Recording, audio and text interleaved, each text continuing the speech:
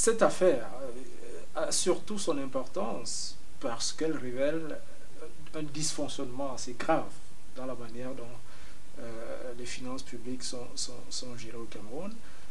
Vous avez, par votre travail, donc, participé un petit peu à la recherche de cette vérité.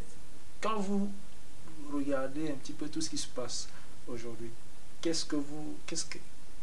est la leçon que vous en tirez et surtout, qu'est-ce que vous voyez dans cette affaire-là?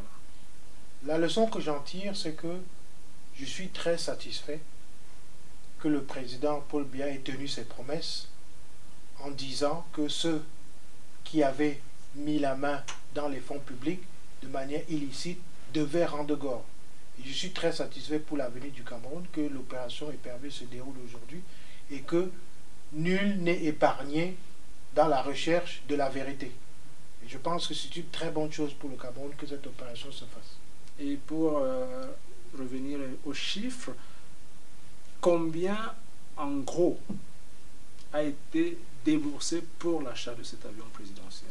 La somme globale à peu près. Moi, je n'ai pas le compte total, mais d'importantes sommes ont été sorties, aussi bien de la CAMER, du ministère des Finances, de la Société des hydrocarbures, par différents secrétaires généraux, aussi bien à l'époque où M. Marafa était secrétaire général, que M. Mebara était secrétaire général.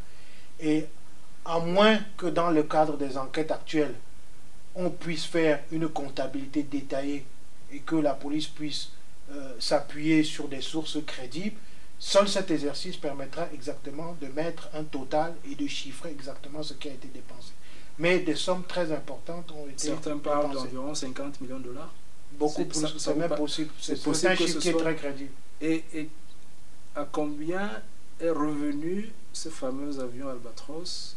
Il a coûté, en plus, il faut une précision importante, il n'a même pas été acheté.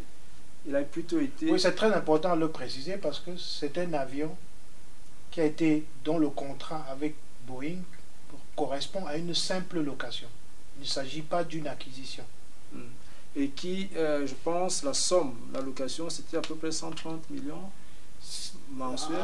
Mensuel environ. Que le contribuable camerounais devait payer au final. Puisque mais en tant que tel, je pense que le contrat, même sur l'Albatros, à partir du moment où c'est un contrat de location simple, la somme mensuelle payée n'apparaît pas extraordinaire.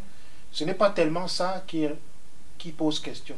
Ce qui pose question, c'est de faire le rapport entre un avion qui est un vieil avion, donc qui n'est pas du standing requis au départ, lorsqu'on parlait d'un BBG.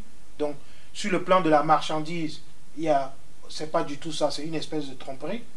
Deuxièmement, sur le plan financier, il y a un très grand écart entre ce qu'on a aujourd'hui dans une location simple, alors que des sommes très importantes ont été déboursées pour pouvoir acquérir un avion. Et que ces moyens-là permettaient d'acquérir un avion.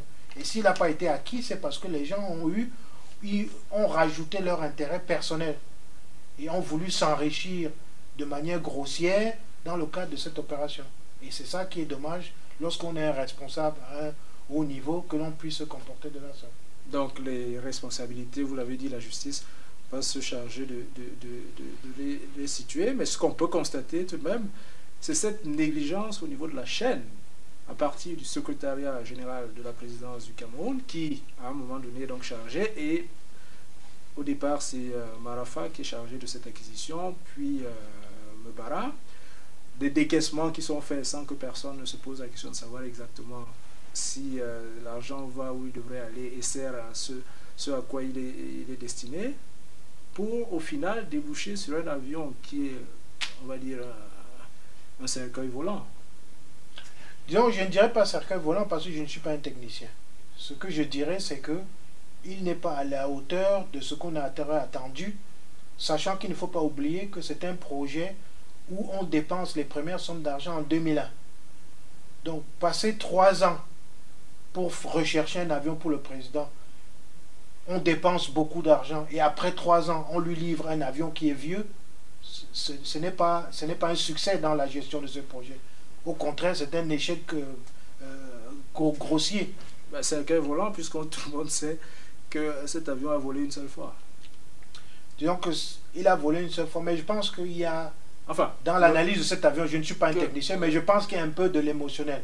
Mais ce qui est sûr, c'est que c'est un vieil avion et que le sérieux n'y a pas été mis de manière à fournir au président de la République un avion qui était au standard des sommes qui étaient déboursées et aussi au standard de l'utilisateur. Puisque lorsqu'on parle d'un avion du chef de l'État, on ne parle pas d'un véhicule qu'on va conduire dans une agglomération. C'est quand même un outil de transport qui nécessite le maximum de sécurité, le maximum d'attention. Et lorsqu'on va prendre un vieil avion, même si c'est un avion qui a respecté certaines formalités administratives, ce n'est pas une bonne chose. En tout cas, on le disait, la preuve c'est qu'il est tombé en panne pratiquement lors de sa mise en voie.